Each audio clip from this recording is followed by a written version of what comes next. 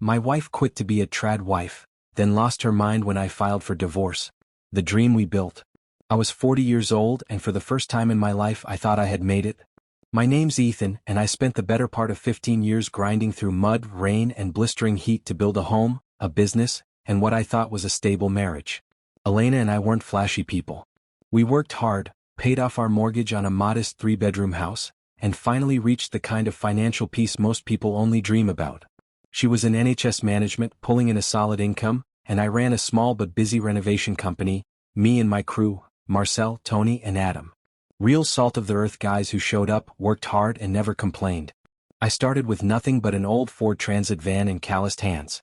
Took on whatever jobs I could get, bathrooms, kitchen installs, fixing other people's screw-ups, and learned the trade the hard way.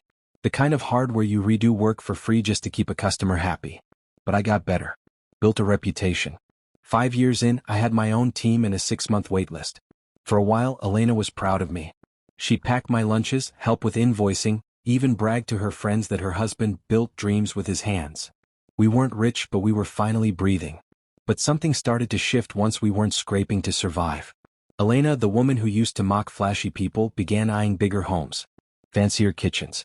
Her casual interest in property listings turned into obsession. Granite countertops. Walk-in closets. Double garages. It wasn't enough that we were debt-free and living comfortably. She wanted more. Bigger. Flashier. She wanted the image. At first, I thought it was just harmless daydreaming. Everyone scrolls Rightmove on Sunday mornings. But when she started dressing up to visit homes 3 times our budget, with her sister Vera, of all people, I started to worry. I was coming home exhausted, covered in concrete dust, while she floated in from house viewings talking about master suites like she'd won the lottery. She'd show me pictures with eyes lit up like a kid at Christmas, completely ignoring the fact that the mortgage would have swallowed 70% of my take-home pay. And when I tried to talk sense, "Why do you always have to be so negative?" she snapped. "I'm just dreaming." But her dreams were getting dangerously real. The fantasy was growing, and I was starting to realize, maybe I wasn't part of it. Champagne dreams on a concrete budget. I should have trusted my gut when she started dragging me to property viewings we had no business attending. But I was too tired to argue. Too hopeful, maybe. I kept telling myself this was a phase, like scrolling Pinterest or saving travel photos we'd never use. But then one Saturday she took me to a place that made my stomach twist into a knot. The house was stunning. 4-car garage, kitchen island the size of my workbench, ceilings so high my voice echoed. The kind of place that came with automatic sprinklers and neighbors who leased their dogs matching collars. And the price? £700,000. I stood in that master bathroom, marble floor under my boots, doing mental math while the estate agent blabbed about property value trajectories. After paying my crew, covering taxes, and keeping the business afloat, the payments would leave us choking every month. I'd have to double my revenue just to breathe. When I told Elena that, she turned to me with eyes full of disappointment. "If you were really ambitious," she said, "you'd see this as motivation." Motivation. I'd been working 60-hour weeks since before Instagram knew what a trad wife was. I bled for our life. I sacrificed nights, weekends, and my knees to make sure she never had to worry about money. But now that we were stable, it wasn't enough. She needed elevation. Status. She needed to keep up with the women on her feed. I caved. I signed the papers. Told myself it was an investment. That we'd grow into it. That this would make her happy. We sold our modest home and stepped into a house that looked like a film set. And on day one, while I was still moving boxes into the garage, she was already snapping photos of the kitchen for Facebook. I thought that was the end of the madness. But then she looked out the window at her Honda Civic parked next to our neighbor's shiny BMWs and whispered, "It looks so out of place."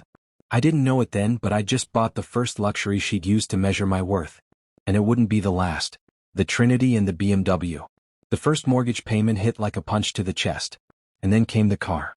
Her Honda had a minor issue. An air conditioning glitch, something a 300-pound repair could fix. But to Elena it was a sign.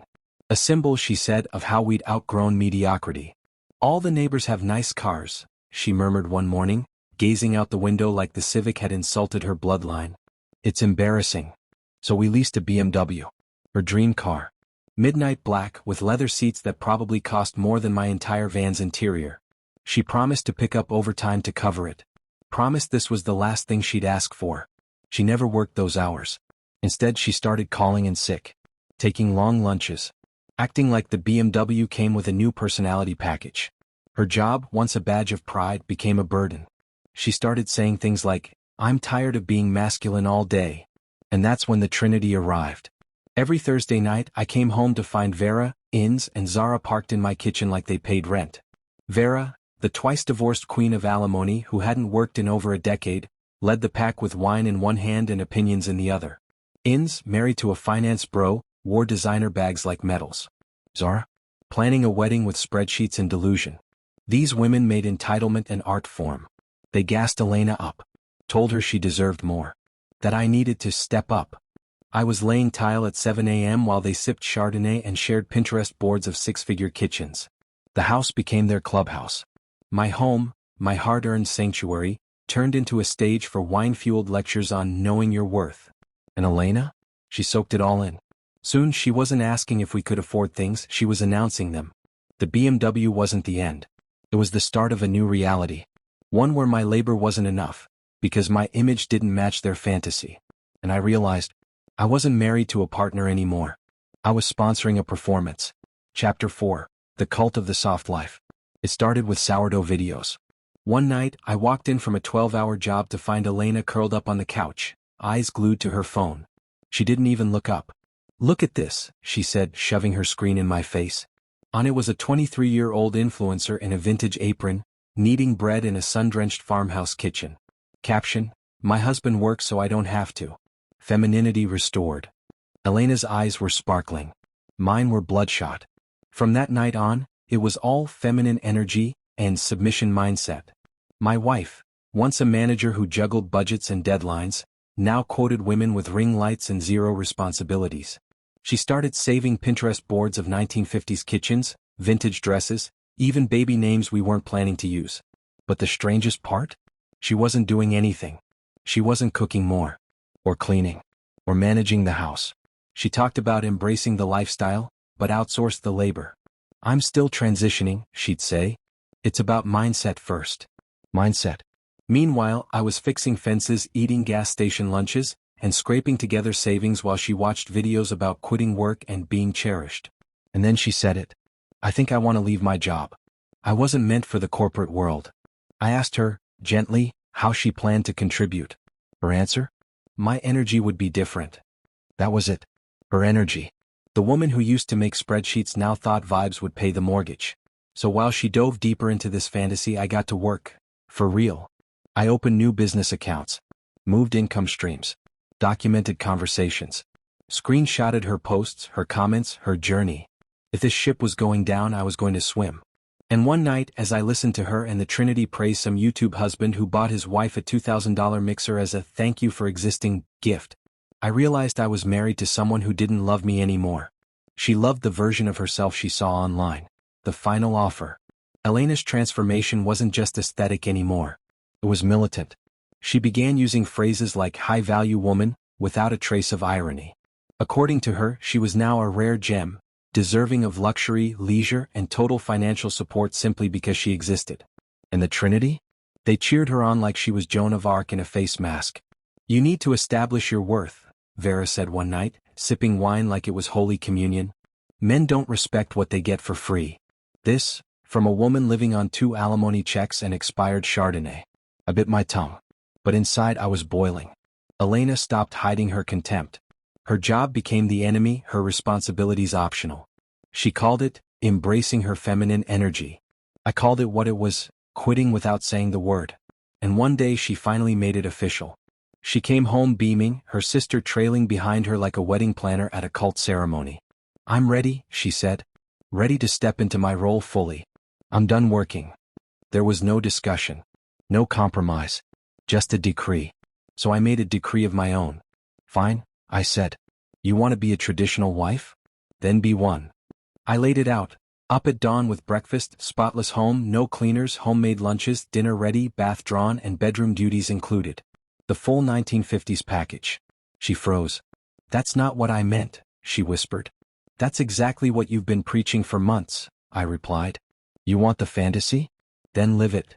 And then she snapped. The screaming started with buzzwords, sexist, abusive, controlling, and escalated to pure hysteria. Vera stepped in like she was about to deliver closing arguments at a trial. "You're threatened by strong women." I laughed. "Strong women work. They contribute. They show up. What you three do is cosplay entitlement." And then Elena said the words that ended us. "I deserve to be cherished and provided for, because I'm a woman. Not because she earned it. Not because she loved or supported me. But because of what she was. She wasn't looking for a husband. She wanted a sponsor with benefits." Chapter 6. The divorce, the rebuild, the lesson. When she stormed out that night, I didn't follow. Didn't call. Didn't beg. She went straight to Vera's spare room, along with her designer bags, her Pinterest boards, and a BMW she didn't own. The divorce was brutal, but not for me. Because I was ready. Every screenshot, every voice memo, every bank statement. Organized and waiting. My lawyer nearly smiled when she flipped through the binder. "She built her own case," she said. "All we have to do is present it." Elena's lawyer tried to play the sacrifice card. She left her career for the marriage, they argued. We had audio of her plotting her exit like it was a heist. Social posts bragging about quitting. Pinterest boards titled "Soft Life Incoming." The judge wasn't impressed. The house had to be sold, no equity. The BMW? In my name. The business? Protected. She walked away with a fraction of what she expected. No alimony. No claim to future earnings. Just enough to start over if she had the grit. And she didn't. She texted. Called. Showed up at job sites. Said she'd change. Said she'd cook, clean, submit. But the wife I wanted wasn't a fantasy influencer in pearls. She was the woman who used to hand me my lunch and say, "Be safe out there." That woman was gone. So I blocked her. Fully. Finally. And for the first time in years, I breathed. I started dating again. Nothing fancy. Just real. Mia was a teacher. Grew up on a farm. Paid for her own dinners. Drove a used Toyota and didn't care about handbags. She asked about my dreams. My plans. She didn't want to be a trad wife. She wanted to be a partner. And when Elena found out, she showed up at our table during dinner. Tried to shame me. Tried to intimidate her. Mia just smiled. Hardworking, respectful, and responsible? Yeah, I know exactly what kind of man he is. Elena's face twisted into something unrecognizable. She knocked over a water glass and left, just like she did with our marriage. Now, I'm 30 pounds lighter, stronger, focused, free. My business is thriving. My house is peaceful.